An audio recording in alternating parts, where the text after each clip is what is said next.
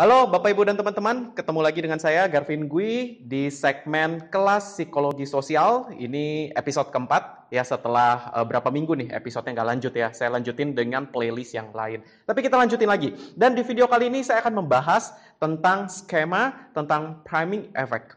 Nah, mungkin sebelum saya lanjut, saya ingin mengajak teman-teman untuk flashback dulu ke materi sebelumnya, yaitu tentang skema. Jadi kalau masih ingat, ada yang namanya skema. Skema itu adalah struktur mental yang berada di dalam pikiran kita yang mengumpulkan dan mengorganisasikan berbagai macam data yang akan kita gunakan untuk menilai dunia sekitar kita. Itu namanya skema. Skema ini yang kita gunakan untuk berpikir dan juga memaknai hal-hal yang terjadi di sekeliling kita. Misalnya ketika kita mau kuliah, kita tahu yang namanya kuliah itu paling cepat misalnya 4 tahun, lalu diakhiri dengan skripsi, lalu wisuda. Itu namanya skema. Skema pemikiran kita tentang sesuatu objek yang disebut dengan kuliah misalnya. Lalu atau pasar misalnya.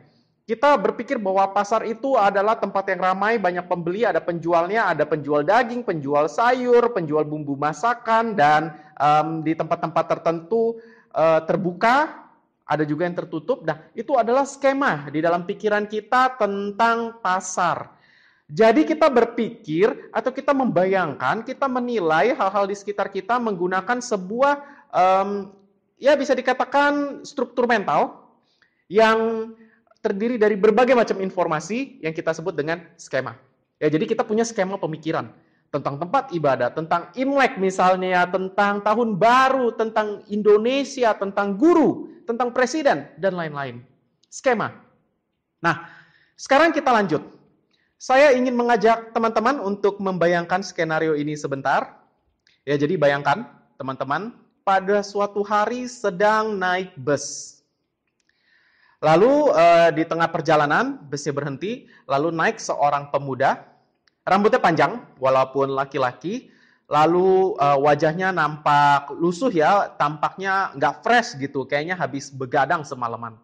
Lalu Anda mengamati, celananya pakai celana jeans yang lututnya robek-robek, kaosnya juga pakai t-shirt tapi lecek gitu, lusuh kayak nggak dicuci atau nggak disetrika juga. Kemudian dia duduk di sebelah Anda. Dia duduk di sebelah Anda, lalu dia mengeluarkan earphone, dia pasang ke telinganya, lalu dia mendengarkan musik heavy metal. Apa gambaran Anda tentang orang itu sekarang? Saya tanya ke orang-orang, pasti jawabannya beda-beda ya. Mungkin ada yang berpikir bahwa, wah orang ini jangan-jangan seorang preman. Wah jangan-jangan orang ini seorang alkoholik. Jangan-jangan orang ini seorang pengguna narkotika.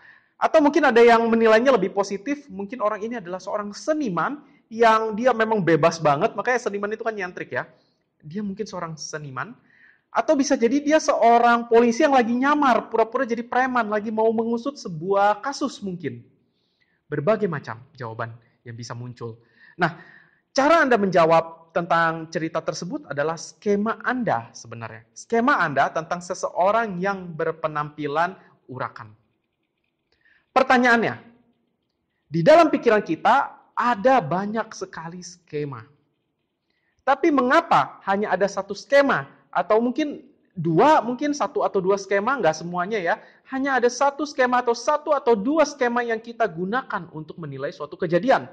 Kenapa nggak semua skemanya itu muncul aja? Nah, ini berkaitan dengan sesuatu yang disebut dengan accessibility. Aksesibilitas. Maksudnya apa sih? Jadi, tidak semua skema itu kita gunakan dalam memikirkan sesuatu. Kita akan menggunakan satu atau dua skema tertentu, dan kemunculan skema itu sangat bergantung pada 3 hal. Nah, anyway, kemungkinan sebuah skema untuk muncul dan kita gunakan dalam menilai sesuatu itu yang tadi disebut dengan accessibility ya. Jadi, seberapa jauh sebuah skema itu bisa diakses dalam pikiran kita. Dan aksesibilitas ini dipengaruhi oleh 3 hal. Hal yang pertama, yaitu pengalaman kita di masa lalu. Yang kedua, yaitu harapan kita atau sesuatu yang sedang kita cita-citakan. Yang ketiga, hal yang baru saja terjadi dalam hidup kita. Nah, kita akan bahas satu persatu ya. Jadi, tadi saya katakan ada yang namanya aksesibilitas. Seberapa mungkin sebuah skema muncul dan kita gunakan. Nah, yang pertama itu dipengaruhi oleh pengalaman kita di masa lalu. Based on kasus tadi, Mungkin kita bisa menilai orang itu sebagai preman misalnya. Karena di masa lalu, di tempat kita tinggal, banyak preman, dan premannya berpenampilan seperti itu. Atau mungkin kita bisa menilai orang ini adalah seorang polisi yang lagi menyamar, karena pernah juga suatu hari di daerah rumah kita, ada seorang penjahat ditangkap oleh seorang polisi yang menyamar dalam penampilan seperti itu. Pengalaman kita di masa lalu akan mempengaruhi seberapa mungkin sebuah skema akan digunakan dalam menilai suatu kejadian. Hal yang kedua, yaitu harapan atau cita-cita kita. Itu juga bisa mempengaruhi skema mana yang kita gunakan. Misalnya ada yang menilai orang tadi sebagai seorang seniman. Wah, seniman yang memang udah bebas ya, namanya juga seniman kan, jadi dia ekspresif dan itu cara dia mengekspresikan diri dia, ya urakan aja gitu. Nah, mungkin dia adalah orang yang menilai tadi ya, mungkin dia memang sedang belajar seni atau dia mahasiswa seni, mahasiswa di sebuah institut kesenian, ya memang beraspirasi menjadi seorang seniman yang bebas juga, makanya dia ngelihat orang yang stylenya urakan seperti itu diasosiasikan dengan, wah ini seniman nih. Karena orang itu yang sedang berpikir itu, dia mahasiswa seni, makanya bisa kepikiran kayak gitu. Oke, ya itu yang kedua. Yang ketiga, ya pengalaman yang baru saja terjadi. Mungkin sebelum Anda naik bus itu, Anda baru saja menonton berita tentang, let's say, alkoholik atau pengguna narkoba yang tertangkap oleh polisi. Dan penampilan mereka seperti itu. Sehingga Anda langsung menilainya sebagai jangan-jangan alkoholik, jangan-jangan pengguna narkoba. Itu pengalaman yang baru saja terjadi. Karena Anda baru saja mempelajari tentang itu dan kebetulan kasus yang mirip muncul. Sehingga Anda langsung menghubungkannya. Walaupun belum tentu benar ya. Walaupun kita nggak tahu sampai kita bertanya pada orang itu dan mengetahui jawabannya. Jadi itu adalah 3 hal yang mempengaruhi skema apa yang akan kita gunakan. Skema mana yang akan muncul atau seberapa mungkin sebuah skema muncul. Jadi skema itu harus berasal dari pengalaman kita di masa lalu. Jadi kita akan cenderung menggunakannya ketika kita punya pengalaman masa lalu yang konteksnya mirip dengan kejadian itu, atau skema itu sesuai atau konteksnya mirip dengan sesuatu yang kita cita-citakan di masa depan, dan yang ketiga yang baru saja terjadi dalam hidup kita. Nah, yang terakhir tadi, ada riset khususnya, dipelajari secara khusus dalam psikologi sosial, yang disebut dengan the priming effect atau efek priming. Nah, jadi ada sebuah riset yang dilakukan pada 1977 oleh 3 peneliti. Jadi dia dalam satu grup namanya Higgins, Rawls, dan Jones. Jadi mereka bertiga ini mengumpulkan 60 orang, lalu ke-60 orang ini dibagi ke dalam 2 kelompok. Lalu diberikan tugas. Mereka diminta untuk menghafalkan serangkaian kata. Bedanya, kelompok yang pertama diminta untuk menghafalkan kata-kata yang memicu emosi yang positif. Misalnya tentang petualang. Jadi ini kata ya, yang dihafal adalah kata-kata ya. Petualang, pemberani, bebas, bla bla bla. Kelompok yang kedua diminta untuk menghafalkan kata-kata yang memicu emosi negatif. Ya, tidak bertanggung jawab, ceroboh, abai, sombong, dan lain-lain. Setelah kedua kelompok itu diminta untuk menghafal, yang satu menghafal kata-kata yang kita nilai baik, yang satu lagi menghafal kata-kata yang kita anggap sebagai sifat buruk, kemudian mereka semua diminta untuk membaca sebuah cerita tentang seorang pria yang bernama Donald.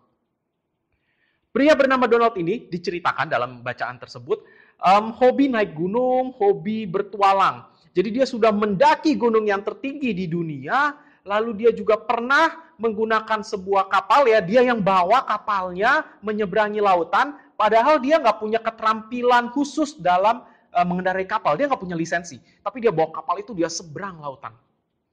Kemudian dia juga memikirkan banyak rencana-rencana selanjutnya. Dia merasa itu seru, itu fun, itu nggak apa-apa, karena dia merasa bahwa dirinya itu punya kemampuan untuk mempelajari sesuatu dengan cepat, dan kalau dia mempelajari sesuatu itu hasilnya selalu baik. Makanya dia berani. Dan dia juga merasa nggak gitu butuh untuk ketemu orang lain.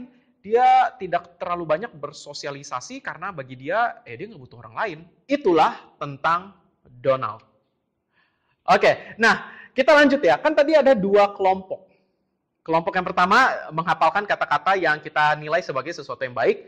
Kelompok yang kedua, kita minta untuk menghafalkan sesuatu yang kita nilai sebagai buruk.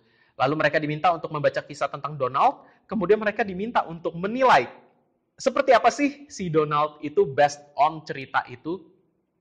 Ini yang menarik. Kelompok yang pertama, kelompok yang diminta untuk menghafalkan kata-kata yang positif, ternyata menilai Donald juga lebih positif loh. Mereka menilai Donald sebagai seorang yang pemberani, petualang, seru, dan lain-lain. Kelompok kedua yang menghafalkan kata-kata sifat yang buruk, menilai Donald juga buruk. Mereka menilai bahwa Donald ini orangnya sombong, tidak peduli, abai, ceroboh, dan lain-lain. Kemudian Higgins, Rawls, dan Jones ini, ya ketiga penelitian tadi, menyadari bahwa apa informasi yang baru masuk sebelumnya akan mempengaruhi pemikiran kita tentang hal yang muncul selanjutnya. Dan itu yang disebut dengan priming effect. Saya ulangi ya, suatu hal yang baru saja muncul akan mempengaruhi penilaian kita tentang hal yang muncul selanjutnya. Dan menariknya lagi, ini hanya berlaku ketika konteksnya mirip. Maksudnya konteksnya mirip tuh gini, jadi di kelompok yang pertama juga diminta menghafal kata-kata lain seperti rapi misalnya. Tapi mereka nggak menggunakan kata rapi untuk menilai Donald. Kenapa? Karena konteksnya nggak sesuai, nggak ngomongin itu. Nah itu muncul juga ya. Jadi anyway, jadi priming effect ini akan muncul ketika konteksnya mirip. Ketika konteksnya nyambung. Walaupun kejadian yang nggak nyambung, tapi karena ada kemiripan konteks, makanya kita bisa menggunakan informasi dari hal sebelumnya untuk menilai informasi yang baru itu. Dan hati-hati, bisa jadi penilaian kita jadi bias, jadi tidak objektif gara-gara priming effect ini. Dan priming effect ini sebenarnya digunakan loh oleh politikus, oleh penjualan ya, bagian penjualan, macam-macam. Bisa dimanfaatkan, bisa baik, bisa buruk. Politikus misalnya akan memanfaatkan priming effect ini untuk menghubungkan tentang calon legislatifnya atau calon presidennya misalnya ya, dengan hal-hal yang baik. Jadi sebelum menampilkan tokoh ini dikasih tampilan yang bagus dulu. Misalnya, lihatlah negaraku kaya subur, kalau bisa dipimpin dengan baik akan menjadi maju. Ya kita dibikin optimis dulu, lalu muncul calon yang ini. Itu kan sebenarnya priming effect. Kita dibikin, ya negara kita potensial, kenyataannya memang potensial, dan kita dibikin optimis dulu. Lalu setelah itu muncul calon ini yang mungkin kita awalnya belum kenal. Dan secara tidak sadar, kita menghubungkan keduanya. Kita langsung menilai calon ini potensial, calon ini optimis. Ada kemungkinan seperti itu. Karena priming effect tadi. Nah masalahnya semua politikus pakai itu. Jadi memang crash ya, karena semuanya pakai bersamaan. Kita akan memilih yang paling kuat atau yang memilih faktor lain yang preferensinya paling mirip dengan keinginan kita misalnya. Itu dipakai. Atau dipakai juga di bagian penjualan ya perusahaan ya sama, mereka ingin branding produknya, mereka mungkin akan memunculkan citra yang diharapkan dulu, lalu nggak lama produknya muncul. Itu priming effect juga. Jadi kita akan menilai produk itu berdasarkan hal yang baru saja muncul sebelumnya. Ini juga bisa kita gunakan ke diri sendiri sebenarnya, membranding diri sendiri. Nah, Anda juga harus tahu bahwa kita harus memberikan kesan yang menarik di awal sehingga orang akan mengasosiasikannya dengan kepribadian kita. Sebenarnya ini banyak banget sih. Misalnya, ketika Anda pertama kali ketemu dengan orang, jangan terlambat. Karena kalau Anda terlambat, itu kan bikin dia menunggu. Dia merasa mungkin, waduh kok terlambat sih. Dan priming effect ini akan muncul kan kesannya. Jadi ketika ketemu Anda, dia akan berpikir bahwa muncul kesan bahwa ini orang kayaknya suka terlambat ya. Padahal baru sekali ketemu. Ya, karena priming effect ini. Kesan terakhir yang muncul dalam pikiran dia, lalu dia ketemu Anda langsung berhubungan. Atau ketika Anda sedang ingin mempresentasikan sesuatu kepada siapapun. Kepada atasan, calon klien, atau siapapun itu, Anda juga bisa sebelum presentasinya, sebelum Anda masuk ke bagian yang penting, Anda munculin dulu informasi-informasi yang Anda harapkan. Yang Anda harapkan akan muncul pada orang tersebut. Misalnya, ketika Anda mau ke calon klien Anda, dan Anda ingin supaya deal, Anda memunculkan informasi-informasi yang bikin kesan Anda terpercaya dulu. Misalnya munculin testimonial dulu. Misalnya munculin sertifikasi produk Anda dulu. Baru Anda perkenalkan juga misalnya produk Anda. Jadi Anda cerita dulu, ya produk yang bagus tuh gini. Dan inilah produk kami. Itu priming effect. Mereka baru belajar bahwa informasi produk yang bagus itu kayak begini. Dan gak lama produk Anda muncul. Walaupun belum tentu seperti itu, tapi karena konteksnya mirip, akan muncul priming effect. Kesan yang muncul barusan terakhir itu kebawa ke hal selanjutnya. Itu priming effect. Oke, ya jadi bisa kita gunakan banyak sekali dan itu pembelajaran kita pada hari ini. Semoga bermanfaat. Kalau Anda suka silakan beri likes karena likes Anda akan menjadi patokan saya. Video seperti apa sih yang disukai oleh subscriber saya, oleh penonton saya, dan saya akan bikinnya mirip-mirip seperti itu tergantung mana yang disukai. Karena kan saya bikin video buat Anda, bukan buat saya pribadi. Atau komen kalau ada pertanyaan, ada komentar, monggo saya akan baca dan jawab ya pada saat saya sedang melihatnya. Boleh juga di-share, barangkali banyak yang butuh ya. Apalagi mahasiswa psikologi yang lagi ngambil kelas psikologi sosial atau orang-orang yang ingin belajar psikologi tapi nggak sempat kuliah psikologi bisa nonton video ini ya di playlistnya kuliah psikologi sosial. Dan jangan lupa subscribe channel ini. Oke, thank you yang udah nonton. Sampai ketemu lagi di video berikutnya. Bye-bye.